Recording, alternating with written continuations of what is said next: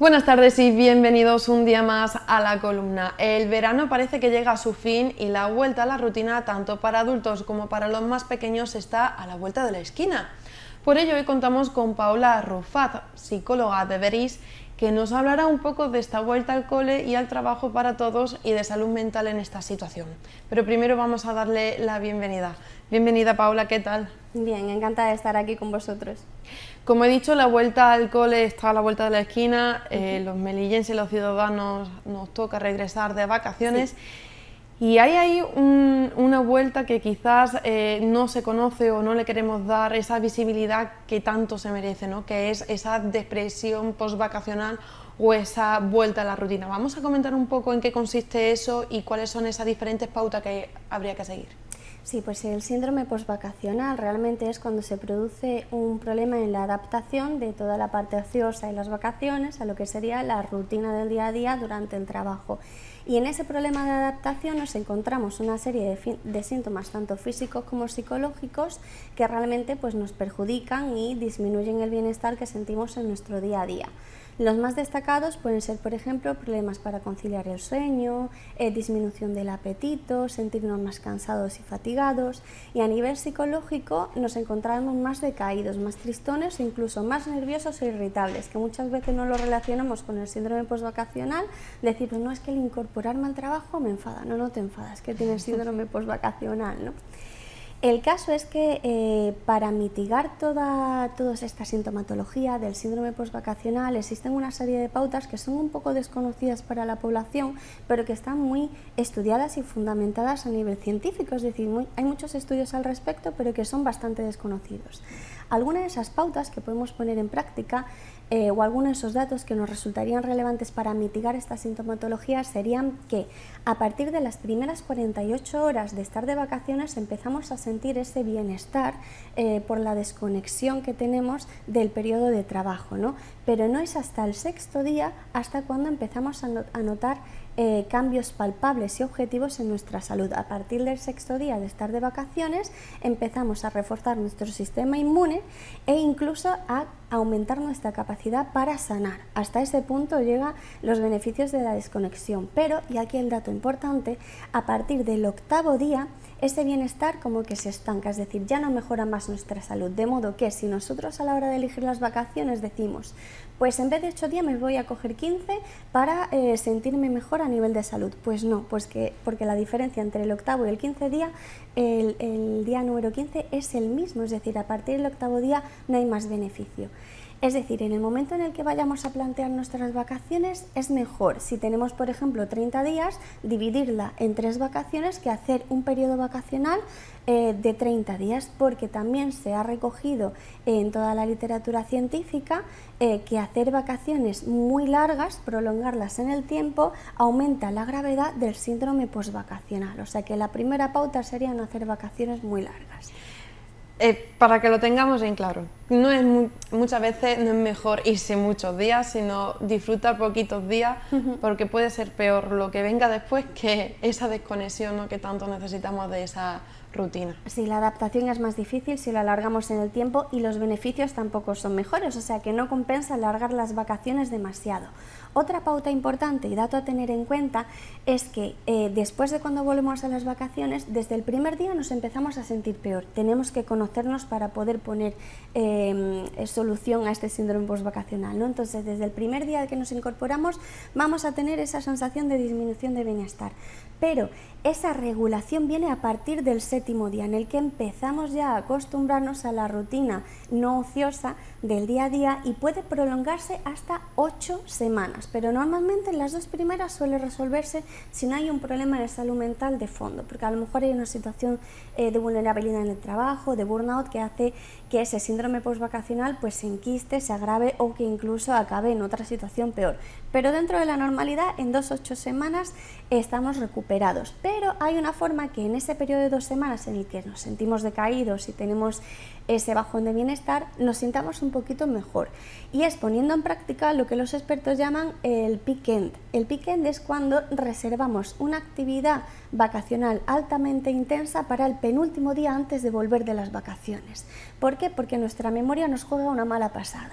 Nuestra memoria no hace como una media de todo lo bien que nos lo hemos pasado durante las vacaciones, sino que solo recuerda las últimas 48 horas de las vacaciones con mayor intensidad. De manera que si reservamos la actividad más motivante o más ilusionante para las últimas 48 horas de nuestro periodo vacacional, eso nos va a hacer tener un pico de bienestar que nos va a durar más en el tiempo.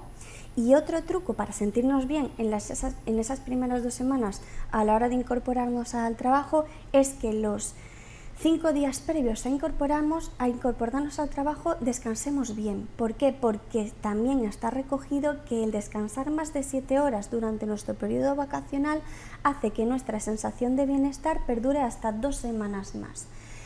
¿Qué ocurre? Que claro, eso lo tenemos que compaginar con el tema de trasnochar durante las vacaciones. Muchas veces llegamos tan cansados de tanto ocio, de tanto trasnochar, que el incorporarnos nos cuesta más y se agudizan esa sintomatología postvacacional. Entonces, compensar el ocio también con un buen descanso, aunque nos levantemos más tarde, es beneficioso.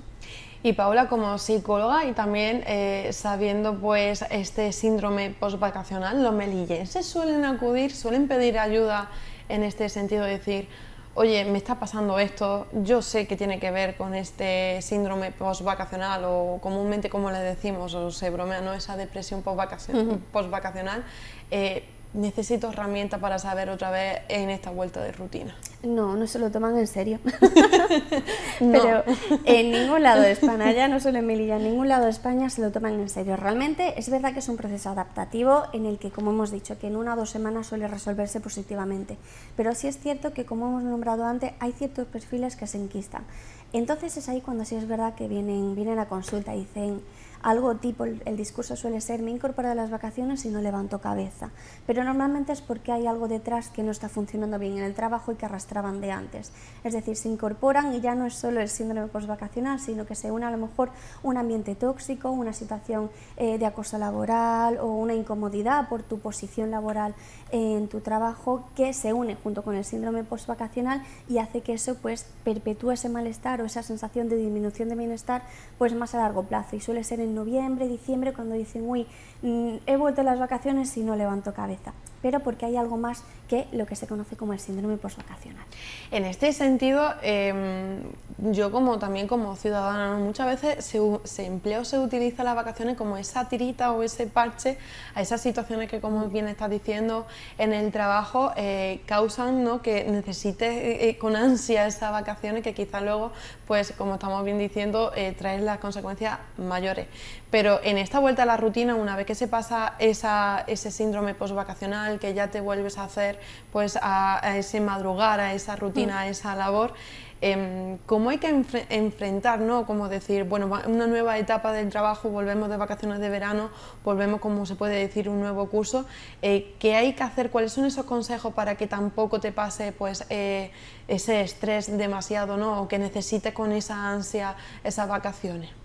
Primero, intentar hacer un aterrizaje amortiguado. Es decir, si vamos a volver a las vacaciones, no incorporarnos justos al día siguiente de haber vuelto de esas vacaciones. Intentar dejar un impasse, a lo mejor un fin de semana, antes de incorporarnos al trabajo después de haber venido de un viaje, independientemente del tiempo que haya ocurrido. Porque eso de bajar del avión e incorporarte es un topetazo. Eso es muy de aquí también, Completamente, eso es melillense total. Pero vaya, me siento identificada también. Sí, yo lo digo, aquí no puedo yo tirar la piedra porque aquí no hemos ido de vacaciones y a las 6:30 estamos llegando en barco y a las 8:30 estamos aquí dándolo todo. Completamente, yo creo que todos los melillenses lo hacemos. Y eso es un error porque realmente al final el adaptarnos a una situación cambiante es estrés para cualquier persona en cualquier situación. Y ese estrés va a aumentar si esa situación de cambio se produce en 2 horas. No es lo mismo que tengas un fin de semana para reposar, tranquilizarte, retomar tu rutina en casa, tus horarios de sueño también, de comida, porque cuando estamos fuera pues no comemos igual. y bueno, empezar con una rutina más parecida a la que vamos a tener durante nuestro periodo de trabajo. También es importante hacer, siempre que el trabajo nos lo permita, pequeños descansos, no hace falta más de 5 minutos en agenda. Es decir, a lo mejor luego cuando pasen eso 2 semanas, 3 semanas, ya tenemos la carrerilla cogida y echamos la mañana del tirón y bueno, con mayor o menor celeridad, pero la mañana pasa. Pero en un primer momento hacer como pequeños breaks, pequeños descansos en la agenda de necesito 5 minutos, oye, para descansar, para cognitivamente, que no estoy acostumbrada a hacer este esfuerzo de estos 10 días, desconectar un poquito de lo que es el esfuerzo cognitivo que me demanda el trabajo y bueno, pues pensar en mis cosas, charlar con un compañero, incluso ver un poquito algo en redes sociales, pero 5 minutos en agenda cada horita de trabajo, pues sería importante también hacer esos descansos, al menos en la primera semana, 10 días de habernos incorporado. Estamos hablando de los adultos, ¿no? De cómo tenemos que afrontar esa vuelta al trabajo después de esas vacaciones, pero es que nosotros a lo mejor tenemos esa semana, 15 días, como hemos dicho, pero también los pequeños, que son varios meses de vacaciones, esa vuelta a la rutina, esa vuelta al cole que está ya aquí, que ya no se puede tocar como aquel quien se dice, que hay que hacer sobre todo, porque es una vuelta al cole tanto para los pequeños, pero sobre todo también para los padres. ¿Cuál es esa salud mental que hay que cuidar en esta situación, en esta vuelta a la rutina? Es lo que tú dices, son 2 meses que han tenido de periodo vacacional, o sea, la adaptación a lo que sería un periodo académico es aún más difícil, porque llevan 2 meses desconectados y habiendo descansado durante básicamente las 24 horas del día. Lo primero que hay que hacer con ellos, cuando son tanto niños como adolescentes, es retomar horarios, es fundamental. Lo que a nosotros los adultos a lo mejor nos cuesta menos, a ellos les cuesta más. Entonces, 10 días antes de empezar el colegio, las clases o el instituto, es decir, desde hoy, empezar a adelantar la hora de ducharse, cenar, acostarse, para que su ritmo circadiano, es decir, el periodo de vigilia-sueño, se acostumbre a lo que el colegio y el instituto les va a demandar. Y no solo eso, también acostumbrarle cognitivamente a lo que les va a demandar el periodo académico, poniéndole desde ya pequeños periodos de tarea o esfuerzo cognitivo por la tarde, de 15-20 minutos, no hace falta más, pero ya sea de lectura, de tareas de razonamiento o de atención y memoria, pero para que se vayan acostumbrando también a ese esfuerzo cognitivo que les va a agotar, porque el esfuerzo cognitivo agota igual que el físico y que les va a demandar una vez que empiecen ya con su rutina de colegio y de instituto. Entonces, adaptar tanto horarios como rutina de esfuerzo cognitivo. Luego también es importante, muy importante, adelantarles lo que va a venir, tanto si son pequeños como si son mayores. Es decir, por ejemplo, si son mayores y empiezan el instituto, pues hablar con ellos desde antes de que este empiece, una semanita antes, de, pues mira, me voy a inventar, ¿no? Ahora vas a pasar al piso de arriba, tu tutor va a ser fulanito, vas a estar en la clase con tal, ahora haces el recreo fuera del instituto, bueno, ya un poquito las circunstancias que se vayan a dar, ¿no? La idea es anticiparles y hablar de lo que va a ocurrir, porque todo lo que conozcan de lo que vaya a venir va a reducir su sensación de estrés, porque al final el desconocimiento es miedo y el miedo es ansiedad. Entonces, todo lo que podamos anticiparle va a hacer que se sientan más a gustos y más tranquilos a la hora de incorporarse a sus clases. Esto es fundamental cuando son muy pequeños, es decir, cuando por primera vez se van a incorporar a guardería o a lo que sería infantil, su primer año de colegio, más importancia tiene aún el tema de anticiparles. ¿Cómo lo podemos hacer si somos padres? Porque además sufrimos mucho, yo lo he vivido y se sufre bastante, el tema de acompañarles a su primer día de clase. Primero, mostrarnos súper firmes y súper tranquilos. ¿Por qué? Porque si ellos ven que nosotros titubeamos, ellos van a titubear también. Yo pongo el ejemplo desde fuera. Imaginemos que somos su madre, le llevamos a un tobogán, le decimos tírate, y justo antes de tirarse nos ven medio llorando, le abrazamos, ¡ay, espera! Y se vuelve a intentar tirar y decimos espera, y le damos otro abrazo al niño y dice pues no me tiro, me voy a matar o algo. Mi madre no está segura en esta situación, no lo voy a estar yo. Pues con el colegio pasa exactamente lo mismo. Nos tenemos que mostrar firmes, tranquilos y seguros para infundirles esa seguridad a la hora de incorporarse a la clase y anticiparle los días antes de que se vayan a incorporar, es decir, desde ya, porque quedas una semanita, 10 días para ello, anticiparles durante el camino lo que se van a encontrar, es decir, ya sea un camino andando o en coche, conforme vayan a ir, decirles, pues vas a tener una seño que se llama, por ejemplo, Angelines, tiene el pelo negro, vas a conocer nenes, allá hay coches, allá hay toboganes, lo vas a pasar muy bien, y a coger los sentimientos que vayan a tener y validarlos. Pues mira, te vas a sentir nervioso, vas a tener un poquito de miedo, pero mamá y papá luego te van a recoger y, por ejemplo, pues vamos a ir a la panadería a comprar pan. Es decir, anticiparles todo lo que va a ocurrir incluso cuando vayan a salir de la clase.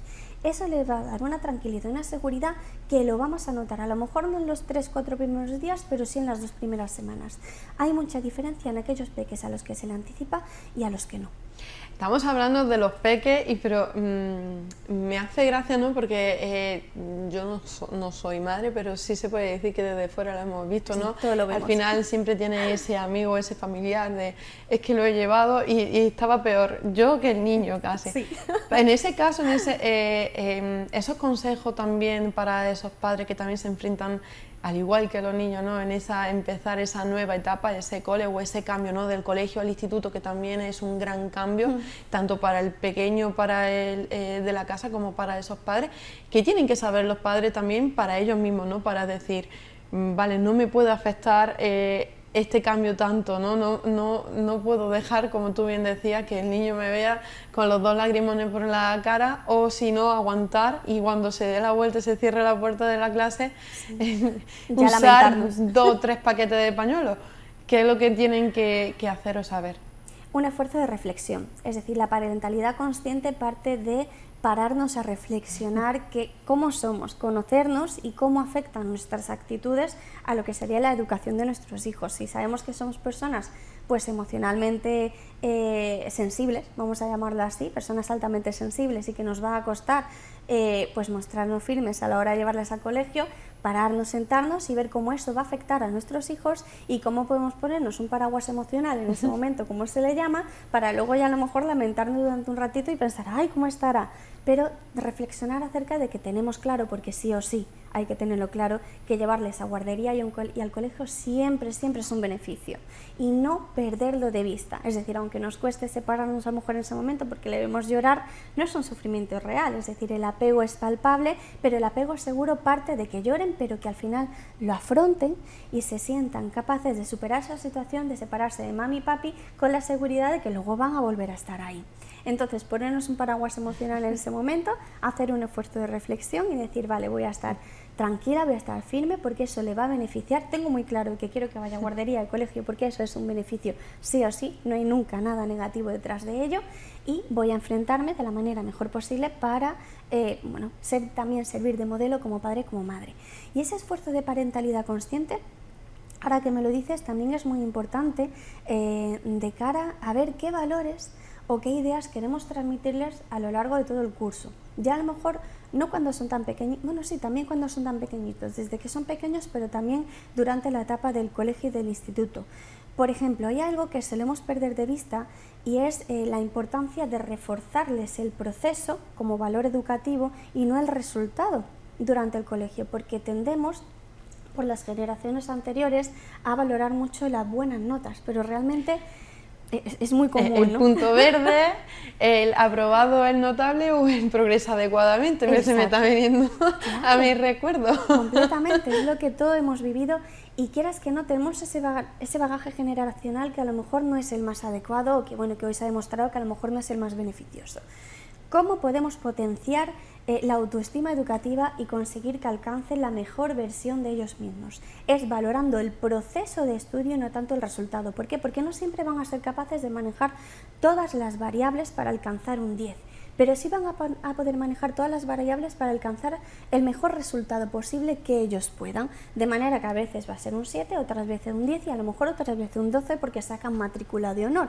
Pero si reforzamos ese proceso y no el resultado, vamos a conseguir que puedan esforzarse sin presión y por lo tanto puedan llegar a alcanzar la mejor versión de sí mismos. Y eso parte de un esfuerzo, como digo, de parentalidad consciente, de pararnos a reflexionar antes de que empiece el curso de qué queremos trasladarles durante todo el curso y ser coherente con ello.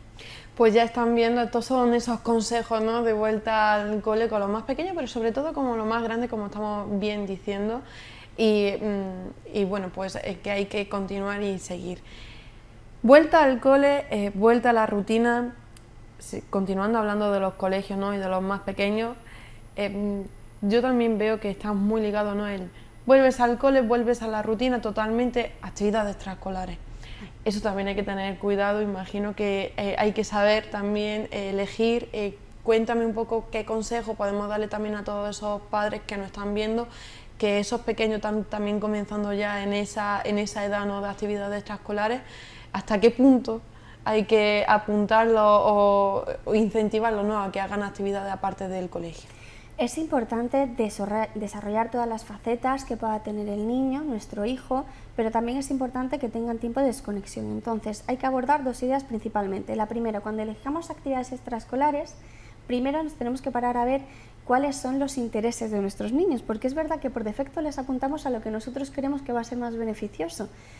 Pero lo que nosotros creemos luego no es lo que a ellos les motiva, y a lo mejor es más importante ver qué actividad les va a motivar porque la van a continuar durante toda su vida, que aquello que nosotros creamos que en un primer momento a lo mejor puede ser más beneficioso y al año que viene van a dejar esa actividad porque no quieren ir o porque es tediosa o porque no conseguimos que se enganchen. Entonces, antes de apuntarle a cualquier actividad extraescolar, ver cuáles son sus motivaciones. Desde que son muy pequeñitos, desde los 2 años, ya podemos ver por dónde tiran, por dónde apuntan maneras, ¿no? Yo tengo una niña pequeña de 2 años que no para de cantar y de bailar todo el día y coger instrumentos, inventarse porque no sabe tocar ninguno, evidentemente. Ya sé que su actividad extraescolar va a tirar por la parte de la música, ¿no? A lo mejor yo pensaría, pues yo quiero que sea inglés y que quiero que sea natación. Pues mira, a lo mejor ella con una actividad extraescolar de música que no me la había planteado en un primer momento antes de conocerla, ¿no? Pues a lo mejor esta es mejor porque sé que le va a motivar y lo va a continuar y a lo mejor va a acabar tocando el instrumento. No lo sé, lo que sea, pero primero partir de lo que sería la motivación de los niños y luego no saturarles. Hay algo muy importante, un dato que también está respaldado empíricamente, y es que los niños tienen que aburrirse. Los niños y lo no tan niños, es decir, tienen que tener tiempo de descanso y de desconexión, porque el aburrimiento al final es inteligencia, es pensar, es tener función ejecutiva, planificar, organizarse para ocupar ese tiempo, ese espacio que no tengo estructurado por mis padres, para estructurarlo yo mismo, es decir, como decíamos, función ejecutiva, en algo que me vaya a entretener. Al final esa improvisación, es el buscar esa actividad, les va a permitir desarrollarse intelectualmente. Sin embargo, si hasta que tienen 18 años les damos una actividad programada en agenda desde lunes a viernes, no podemos pretender que cuando lleguen, por ejemplo, a la universidad se busquen alternativas de ocio que sean sanas o culturalmente aprovechables por ellos, porque no le hemos acostumbrado a buscarse la vida en tiempo de descanso, se le hemos dado todo masticado. Entonces, equilibrar bien y no ponerle una agenda demasiado estructurada todas las tardes, sino que también tengan tiempo de, pues eso, pues no solo descansar, sino de aburrirse. Pues ya hemos aprendido, porque tenemos que ir cerrando esta entrevista, pero me gustaría pues repasar, ¿no?, esos puntos principales. Vacaciones no muy extensas, más bien cortitas, esa vuelta a la rutina no de golpe, sino un poquito anticipada, y que no sea de bajarse del barco y meterse en el trabajo. Y con los más pequeños, esos 10 días previos, habituándolos a esa nueva rutina, a esos horarios, adelantarle también a los padres, seguir anticipándoles lo que puede venir y lo que está por llegar, y las actividades extraescolares, las poquitas y las que le puedan gustar a ellos, en vez de excederse y, como tú bien decías, ¿no?, organizarle durante toda la semana, ¿no?, que haya tiempo para aburrirse, que al final pues es productivo, como bien has dicho. Muy productivo. Sí. Bueno, nos quedamos con esos consejos. Muchísimas gracias, Paola, por haber venido al programa y por habernos acercado todas estas lecciones, como yo digo, que nos vienen bastante bien a todos. Encantada de haber estado aquí, muchas gracias a vosotros. Pues hasta aquí esta primera parte del magazine. No se marchen, porque vamos a dar paso ahora a unos minutos de publicidad, pero después continuamos con más contenido social y cultural.